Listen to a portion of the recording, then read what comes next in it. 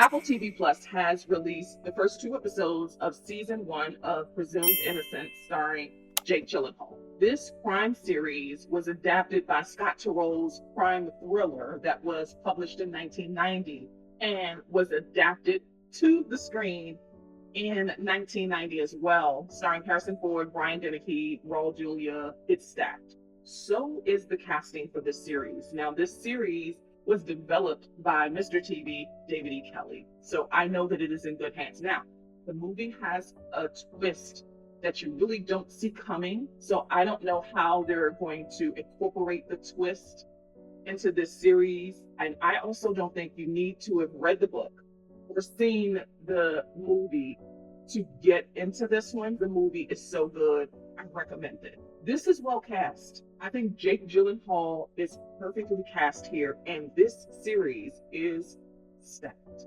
Jake Gyllenhaal plays Rusty Savage, who is a deputy prosecuting attorney or district attorney in Chicago.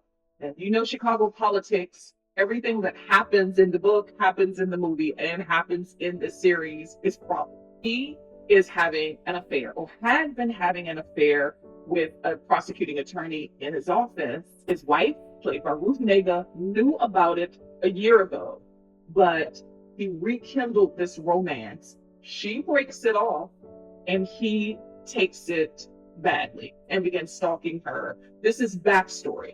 And it shows so far, I've seen two episodes, it shows some flashbacks. Some of the flashbacks so far may be in his head or may have really happened. That's how it's playing out. So she called off the affair. She ends up dead, murdered in a brutal way. There is a serial killer who, Rusty, tries to connect to clear his name, but it doesn't stick.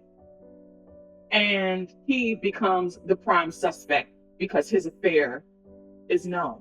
And to make matters worse, the victim's pregnant. As I've said, Ruth Negga plays his wife, long-suffering wife. She knew about the affair early on and thought that this was done. They were going to counseling. And they were working on their marriage. They love each other. He loves his wife, even though he was in love with the woman he was having an affair with, the victim. They love each other. They have two kids, teenage kids, who have to understand what's going on because a lot of this is playing out in the press. And I'll get into that too.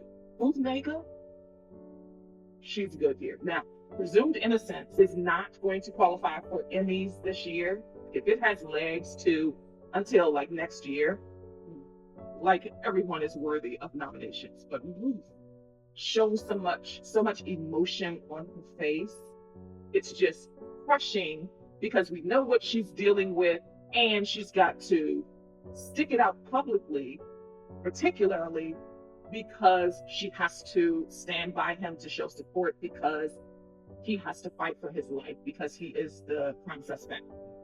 Now, when the episode opens, season one, episode one opens, they give you the thesis through Jake Gyllenhaal's character, Rusty Savage, gives the thesis of the entire film, which is every suspect is to be presumed innocent and while they're standing trial. They have a right to due process. And so the larger narrative of the story is despite all of the evidence against a suspect or a defendant, can they still be presumed innocent? That's here in America, that we have due process and everyone is innocent until proven guilty. The burden is on the prosecution to prove the case against the defendant.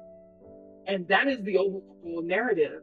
We as the audience have to decide, if you haven't seen this, seen the film or read the book, have to decide if that is possible, that you can see someone innocent until the facts, the evidence proves that they're guilty.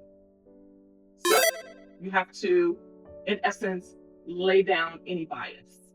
That's why this movie, this book, and even this series so far, knock on wood, is good in my opinion. Now, who else is in it? Bill Camp, who's good in everything. Like, I loved him in Molly's Game. He's good here, and I've only seen two episodes. I know the rest of the series is going to show him shine because he's played, the side characters for many, many years. He is a legend. He is a spectacular actor. He plays the incumbent district attorney who loses re-election to Olatunde Fogbenle's character. I'll get into his because he's good too. Everyone's good. Bill Camp is superior to Jake Gyllenhaal's character, but also really close to him and trusts his instincts as a prosecutor, as a deputy district attorney. They both have to abdicate their positions because Bill Camp lost his re-election. So he, as we see in the second episode, although apprehensive at first, he doesn't want to defend Rusty, but he will because he knows that Rusty needs him because they're going up against rivals. And these rivals are really good. They're formidable attorneys who have every intention to take down Rusty. Back to O.T. Fogbenle. So he is the incoming district attorney. He's won his election. He beat Bill Camp's character fair and square. And he is a media whore, for lack of a better word. He likes the pomp and circumstance, and publicly, he is the advocate for justice. There's a scene that he and Peter Sarsgaard share where he's saying one thing because it's the political correct thing to say, but he, underneath all of that, is saying something else, which is take Rusty down by any means necessary. Peter Sarsgaard is the incoming deputy district attorney whose main goal, he is Rusty's rival. His main goal is to take him down. He is his only suspect in this murder, this brutal murder, and he is not interested, so far, 2 episodes, he is not interested in looking anywhere else. He is out to take down Rusty by any means necessary. And I love the back and forth that Peter Sarsgaard, and Jake Gyllenhaal share. They have some good scenes where they're battling, and it's a battle of wits and a measuring contest. It's very good. The judge, who is aware of all of the antics because they have all tried cases in her courtroom, is played by Noma Duzwani. Now, you'll remember she was in The Undoing, which she stole it for me. She was fantastic. And everything I see her in, she just has this way of delivering lines that captures your attention right away. She plays the judge. She's in one scene in these 2 episodes, in episode 2, and she is so good, and looking forward to what else she brings. Everyone in this series so far is so good. Here's the thing though. So again, I love the movie. I love the book. Did this deserve to be adapted? I think so. As a series, I wouldn't think a movie would work, but a series, yes. Because they cast it so well, we're in for a really good series. Here's the thing. If you're going to do a series like this, or if you're going to adapt something that was released 30 years ago, you have to bring something new to it. First of all, Jake Gyllenhaal, I think, is playing very well. Now, it is hard to fill Harrison Ford's shoes. It's impossible. Not just hard, it's impossible. His performance is so magisterial, and he has this tenor, maybe a baritone voice that commands attention, one, and that is also intimidating, even though he, being such powerful stature and towering stature, is approachable or embraceable.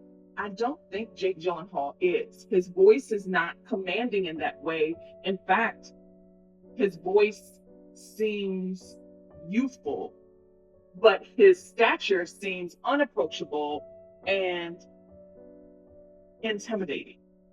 Jake Gyllenhaal.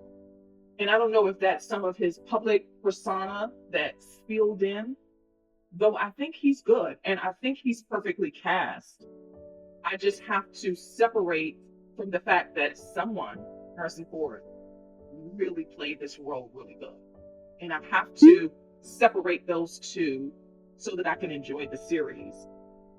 Lastly, if you're going to adapt a book to screen or a movie to series, I feel like, especially with it being 30 years old, 30 plus years, 34 years, I think it needs to be updated to modern times. And by that I mean we're in such a divisive culture war now, and it's very polarizing, and the media plays a tremendous part in that. And I feel like with these characters, the media would be all over this. And I feel like there is not a prominent presence with the media in this series. Now, maybe these next five, no, 6 episodes, there will be, but right now there isn't. And there would be. You're talking about a district attorney being tried for murder, the murder of someone he was having an affair with, and that would bring into question all of the other people he's tried. Was there corruption there? And that hasn't played out in these last 2 episodes. It's still early, but I feel like the media should play a big part in something like this because of where we are now to bring more realism to it. Other than that, aside from that, I'm enjoying the series. 2 episodes, easy to watch. They're about 53 minutes, 8 in this entire season. The acting is good. The situations that Jake Gyllenhaal's character, Rusty Savage, finds himself in are somewhat realistic. Oftentimes, we don't hear about a lot of this unless they're exposed. I like it. I recommend it. 100%. I definitely recommend the movie. The movie is really, really good. And I recommend the book by Scott Turow. At any rate, you got a winner here. Presumed Innocent, the first 2 episodes, is currently streaming on Apple TV Plus.